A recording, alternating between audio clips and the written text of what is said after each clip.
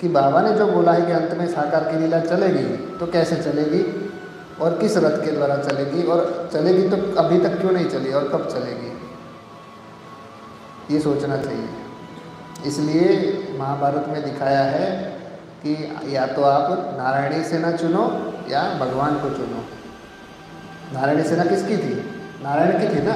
श्री कृष्ण की सेना बताया है ना, तो श्री कृष्ण कौन थे? ब्रह्मा बाबा थे। अब ब्रह्मा बाबा की सेना को चुनो या ब्रह्मा बाबा को चुनो, ऑप्शन सामने है। तो पांडवों ने किसको चुना? कृष्ण को चुना। और लोगों ने किसको चुना? अब नारायणी सेना को चुना। भाई आप श्री कृष्ण नहीं चाहिए, हमको तो आपकी सेना चाहिए।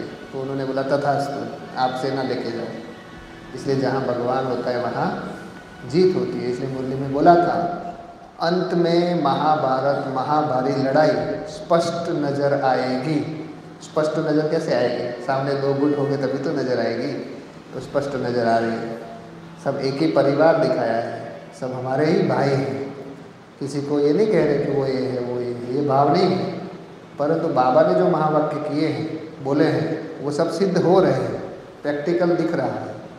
इसलिए दिखाया है महाभारत में, जब भगवान आए, भीष्म पितामह को मालूम है सामने भगवान है, कृपाचार्य को मालूम था कि सामने भगवान है, द्रोणाचार्य को मालूम था कि सामने भगवान है, कर्ण को मालूम था सामने भगवान है। ये सब अच्छे लोग थे, एकदम अच्छे, और हस्तिनापुर के मेन थे सब। और ये सब मेन को मालूम था कि हाँ भगवान है। फिर भी मानते हुए भी कुछ कारणोंवश, कुछ मजबूरीवश या कुछ वचनोंवश बंध गए थे कि हमको मालूम है भगवान है, फिर भी हम नहीं आ पा रहे हैं। ऐसे आज भी देखो, बाबा के बच्चे कई बोलते हैं, हमको मालूम है कि बाबा है, हम सुनते भी हैं, सब कुछ है, फिर भी हम नहीं आ पा रहे हैं, ये हमारी मजबूरी है। तो महाभारत लड़ाई नजर आ रही कि नहीं आ रही? स्पष्ट आ रही है। एक महावाक्य बाबा का याद आ रहा है। बाबा ने बोला था, अंत में छोटी छोटी बच्चियाँ बड़े बड़े भीष्म पितामहों को ज्ञान बाण मारेंगी। अब ये छोटी छोटी बच्चियाँ कौन? आदि में सब छोटे छोटे बच्चे थे ना, स्कर्ट पहन के आए थे। हिस्ट्री हॉल में देखो, छोटे छोटे बच्चे स्कर्ट पहन के आए थे। वही छोटी छोटी बच्चियाँ अभी कोई बच्चे के रूप में आ गई है, कोई बच्चियों के रूप में आ गई है। तो वही छोटी छोटी बच्चियाँ अभी क्या कर रही है? आज यहाँ से जो अभी जो निकल रहा है, क्या निकल रहा है? ये ज्ञान बाण निकल रहा है। और उनको ये ज्ञान बाण जो सुन रहे हैं, उनको छलनी कर रहे होंगे कि ये क्या बोल रहा है। इसलिए बोला था, अंत में छोटी छोटी बच्चियाँ बड़े बड़े भीष्म पितामहों को ज्ञान बाण मारेंगी, और ये ज्ञान बाण अभी लग रहे हैं, ये बात उनको हजम नहीं होगी। इसलिए दिखाया है भीष्म पितामह छलनी होकर के कौन सी सैया पे, कौन से बाणों की सैया पे? ज्ञान बाणों की सैया पे बैठे। ज्ञान बाण लग रहे हैं, समझ रहे हैं, फिर भी एक्सेप्ट नहीं कर पा रहे, उस पर सोए हुए हैं छलनी होकर के।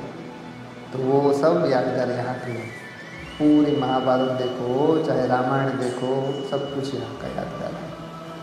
तो ये इसलिए बोला जा रहा है कि सबके प्रति शुभ भावना, शुभ कामना है कि देखो सामने भगवान है, पहचानो, और पहचान करके आप देखो कि क्या चुनना है, नारायणी सेना चुननी है कि नारायण को चुनना है। दोनों स्पष्ट है। साकार की लीला चल रही है, तो सबको वेलकम है। जो भी सुन रहे हैं, चाहे मधुबनवासी हो, चाहे गृहस्थी हो, चाहे कहीं पर भी हो, सबको ये आह्वान करते हैं वो मंडली परिवार की तरफ से कि आइए बाबा से मिलन मनाइए और साकार की लीलाओं की पालना लीजिए। ओम नमः शिवाय।